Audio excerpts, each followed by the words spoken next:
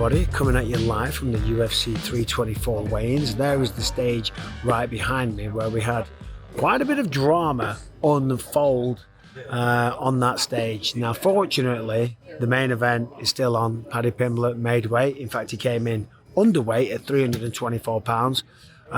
Justin Gaethje, he made weight as well. He came out a little bit later, but a lot of people maybe think, oh, is he struggling to make weight? That doesn't matter, right? He came out, he made weight, the fight is on. It's going to be an absolute banger. I'm not sure which way it goes. I picked Paddy, but who knows? But as I said, we did have some drama, some major drama. So Cameron Smotherman came out. He was one of the first people to weigh in. He walked out, he stepped on stage, just like I'm doing right now. He made weight, so fair play to him for that. He made weight, then he stepped off the scale and he face planted and was, I think, unconscious. He stepped off and just whoomph, boom, and you should have heard the sound, man. It was really bad. And then what was even worse was that he led there for quite some time. It's not like he fell, hit his head, and then jumped up all sprightly and was like, I'm fine, I'm fine. No, he led there face down on the stage floor. A bunch of medical people rushed to him, and 4 people had to pick him up and carry him off the stage. And then he was just at the side where we were just doing the weighing show for TNT Sports. And he was there for a while getting seen to by medical professionals. Then they picked him up, they put him on the stretcher, they wheeled him away.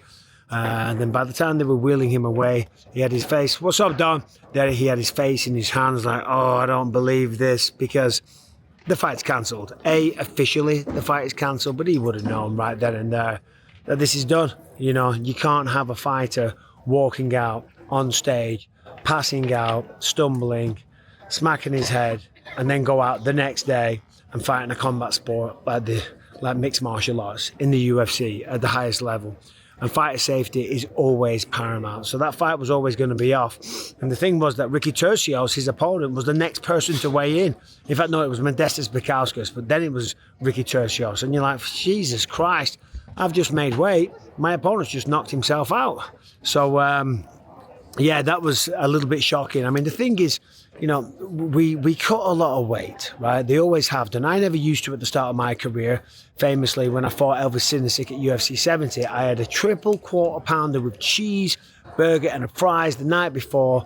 Not the best food, but I was starving and stressed out, and I still walked onto the scale without cutting a single pound or even spitting in a bucket. Then I went down to middleweight, and I used to diet too much, and then by the end of it, yeah, I was cutting weight like these guys do.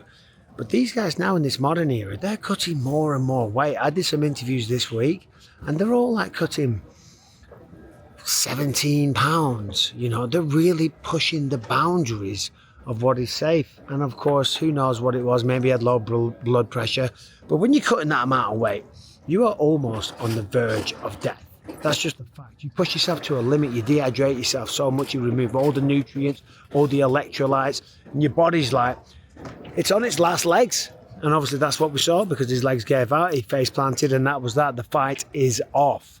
But that wasn't the only bit of drama. There was also 2 weight misses. Davison Figueiredo, former champion at flyweight, that used to make 125 pounds. Sadly, he's moved up a weight class, so he now fights at 135, and he misses weight. He steps on the scale at 138.5. So it's crazy that he made 125 and now he can't even make 135. That's a shame, because he had a big fight with Umar Nurmagomedov. He's still got a big fight with Umar Nurmagomedov, but obviously he missed weight. And I like Davison. He's an entertaining fighter. He's got raw power. He's got great jiu-jitsu. He's a former champion. Lots of respect. But when people miss weight, I struggle to respect that. Right, you've got one job: make weight, be professional, show up on weight, in shape, do your job, and then put on a fight. You can't guarantee you're going to win, but you should guarantee that you make weight and that you show up in shape. I don't like it. If I see fighters getting tired after 1 round, I'm like, what have you been doing? This is your job. You're a professional fighter and you're tired after 1 round? If you can't go 3 rounds at a high pace, what is your problem? And if it's a 5-round fight, do the work. Yes, of course you get tired, but then you dig deep, you suck it up. Right, you grit your teeth and you just keep going, because both men are tired. I hate it when I see fighters get tired, and I don't like it when I see fighters missing weight. And Davison wasn't the only one. Obviously, we also had Alex Perez. He missed weight at flyweight. I think he came in at 128 as well. So he missed weight by 2 pounds as well. So everything I said a moment ago, that kind of applies to him as well. Of course, sometimes you get extenuated circumstances. Sometimes they come out with some nonsense. A lot of the time, I had a thyroid problem. I had this and that and things like that. Whatever, who cares? Listen, you got to make weight. Simple as that. Be a professional. You know, live up to your professional obligations. You sign a contract to show up. Anyway, the good news is that most of the main event, the co-main event, everyone on the main card, they all made weight. So Paddy versus Justin is still going ahead. Justin is a little bit fired up. Paddy Pimblett is like, he was cool, calm and collected this morning. We spoke to him on the TNT Sports Weighing Show. He's smiling, he's happy. He's got all these people around. He's going out for some food later. I said, what's the meal going to be? You going out for a nice Italian? Because I always went to an Italian. Had some nice pasta, had some pizza, would always have a bit of dessert. I would always have a shandy as well. Because mentally, you know what I mean? I just have a shandy, half beer, half lemonade. It's not a big deal. You're not going to get drunk. And, you know, it just felt good. But he's off Asian cuisine. Some noodles, some fried rice, some stuff like that. And that's that. So, but I'm like, what about the MSG? You know, I might get the heart rate going, might stop me sleeping. I've got to do the UFC 325 preview show in just a minute, but we've got about another 90 seconds to go out here. So Paddy's fired up. Justin's fired up, as is Waldo Cortez Acosta. I never heard this, but he's pissed off because he says that Derek Lewis said something about his mother at the weigh-ins yesterday. And this goes back to like what Paddy was talking about with Dan Hooker's mum. We don't want to get into all that stuff again, but like Waldo's like, oh, I can't wait to get my hands on him. I asked Derek Lewis about that. I said, is it personal for you?